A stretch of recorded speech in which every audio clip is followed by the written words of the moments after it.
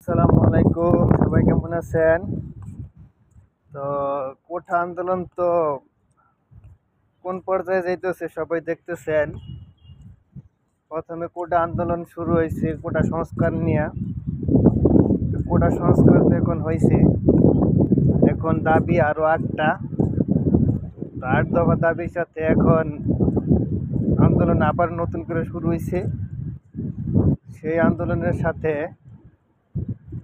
ওই বিএনপি এখন দেখলাম সরকার পতনের ডাক দিছে। বিদেশ বৈশা তারেক সাহেব অর্ডার করতেছে। এখন মনে করেন ছাত্রদের প্রথমে খেপাইছে, এখন অন্যদিকে যাইতেছে। প্রথম মনে করছিল তো কোঠা আন্দোলন থেকে এখন সরকার পতনের ডাক দিতেছে। তো এখন প্রথম তো যখন 6 জন মারা গেছে তখন এই সরকার বলছে রবিবার পর্যন্ত অপেক্ষা করো, রবিবারের পরে ব্যবস্থা হবে। কিন্তু মানে নাই, ছাত্র সমাজের সাথে বিএনপি আরও সোজা কথা সবাই শরিক হয়েছে। হওয়ার পরে এখন 200-250 মারা গেছে। এখন আরও কয়জন মারা যাবে এটার কোনো ঠিক ঠিকানা নাই, কার পূজারি হয়েছে। এখন দেখতেছি সরকার পতনের ডাক দিয়েছে। সরকার তো এত সহজেও ছাড়তো না, যা বাপ দেখতেছি।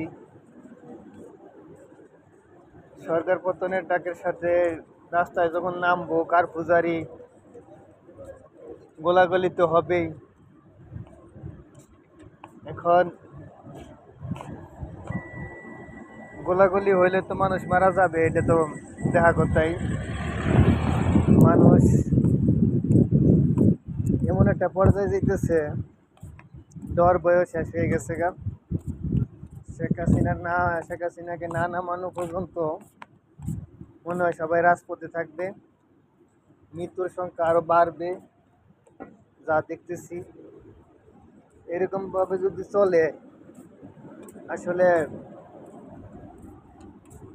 বাংলাদেশের জনগণের কোন পর্যায়ে যায়, কতজন মারা যাইব, রাষ্ট্রীয় সম্পদ কত নষ্ট হইব, তা এখন বলা যাবে না।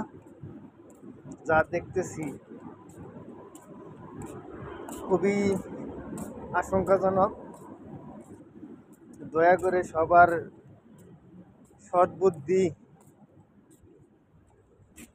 যেটা করলে ভালো হইব নিজে ভাবুন, অন্যের কথায় কান দিয়েন না। অনেক প্রবাসী আছে আমার মতো, বৈশা বৈশা অর্ডার করতেছে রাস্তাতে নামবেন না, রাস্তাতে উঠতেন না, সবাই রাস্তায় থাকবেন।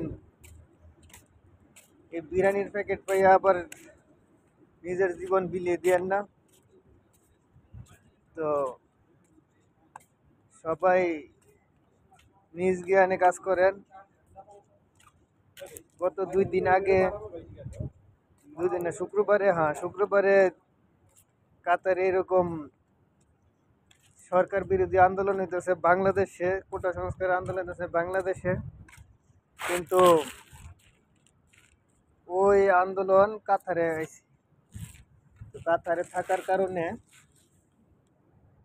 তারপরে মনে করেন কাতারও আন্দোলন করছে, দুই পক্ষে মারামারি করছে, অনেক লোক ক্যান্সেল করছে, অনেক লোক পুলিশে ধরে নিছে গা। তো এখন যে পরিবারগুলো আরো অসহায় হবে, সবাই বুঝে কাজ করেন। সবাইকে ধন্যবাদ।